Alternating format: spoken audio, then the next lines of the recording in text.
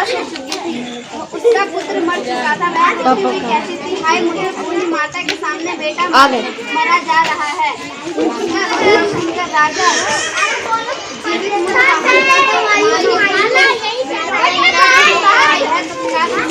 पास गया और कैसे मारा है इन सबको चुप करो, नहीं हो रहा मेरे को बता।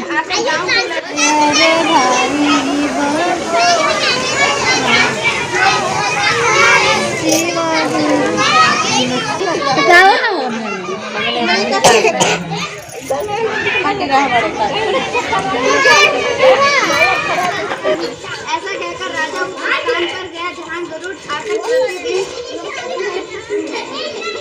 मांस खाया करता था। उसी समय गरुड़ भी उस पर टूट पड़ा और मांस खाने लगा। जब अतिशय तेजस्वी गरुड़ के राजा का बायां अंग खा लिया तो झटपट राजा ने अपना दाहिना अंग फेर कर गरुड़ के सामने कर दिया। यह देखकर तो नहीं जान पड़ते, अच्छा अपना जन्म और कुल बताओ। पीड़ा से व्याकुल महाराजा राजा ने कहा, पक्षीराज, इस तरह के प्रश्न करना व्यर्थ है।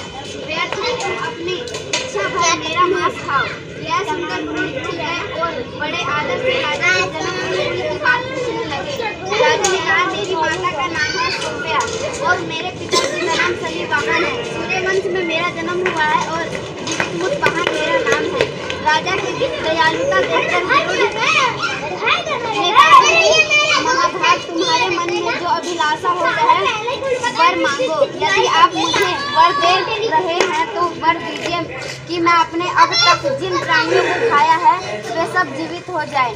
हे स्वामी, अब से आप यहाँ बालकों को ना खाएं और कोई ऐसा उपाय करें कि जहाँ से उत्पन्न हो वे लोग बहुत दिनों तक जीवित रहे। घोड़े ने कहा कि पंछी राज गरुड़ राजा को वरदान देकर स्वयं अमृत लाने के लिए नागलोक चले। वहाँ से अमृत लाकर उन्होंने उन मरे मनुष्यों की हड्डियों पर बरसाया। ऐसा करने से सब लोग जीवित हो गए जिनको पहले गरुड़ ने खाया था। राजा का प्रयास की कृपा से वहाँ वाले का बहुत कष्ट दूर हो गया। उस समय राजा के शरीर की शोभा दूनी हो गई थी। दयालुता देखकर गरुड़ ने कहा, मैं संसार के कल्याण एक और वरदान दूंगा।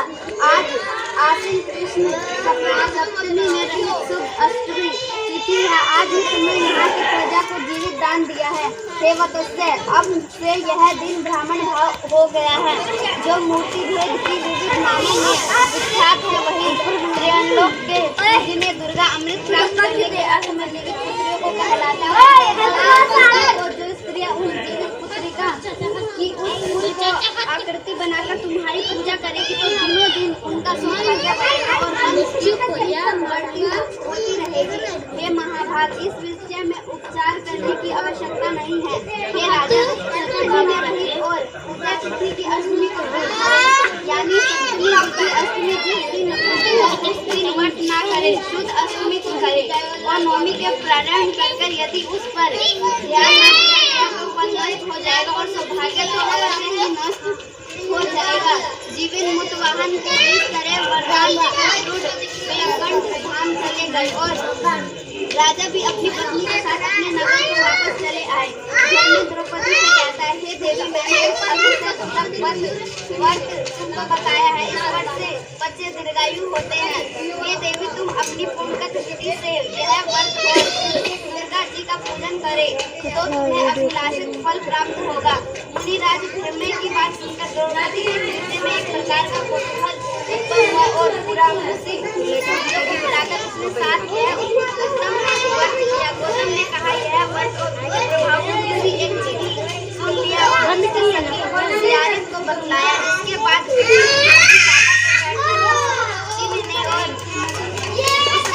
एक खोते में बैठकर सियारन ने भी व्रत किया। फिर उसी दिन किसी उत्तम ब्राह्मण के मुंह से यह कथा सुनी आई और पीपल के खोते में बैठी अपनी सखी को सुनाया। सियारन ने आधी कथा सुनी थी कि उसे भीड़ लग गई।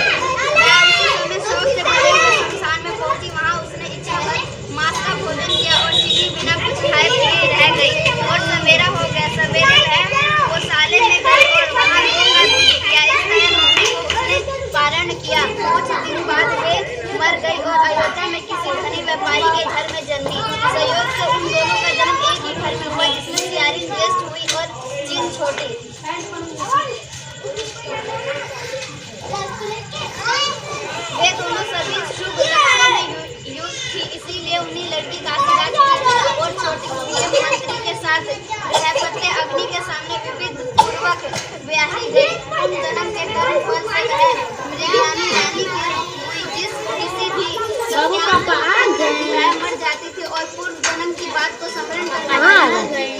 पापा आ गए।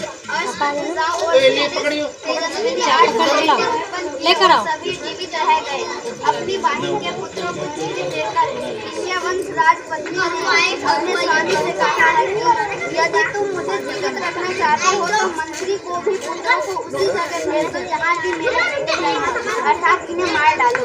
यह सुनकर राजा ने उस मंत्री को मारने के लिए कई प्रकार के अपने प्रयोग किए और मंत्री पत्नी की किया। एक दिन राजा ने अपने आदमी से उन पुत्रों का पिटारी में रखवाया और वह पिटारी उन्हें मंत्री पत्नी के पास भेज दिया। लोग गाड़ी आ वे आठों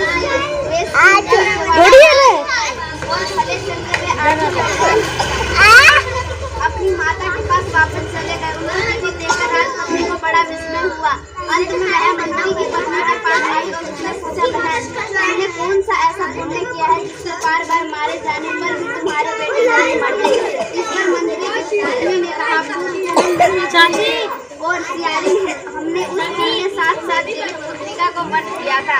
तुमने बड़ा तुम्हारे भांति पालन नहीं किया था और मैंने किया था। इसी दोष से हे बहन तुम्हारे बेटे नहीं जीते हैं।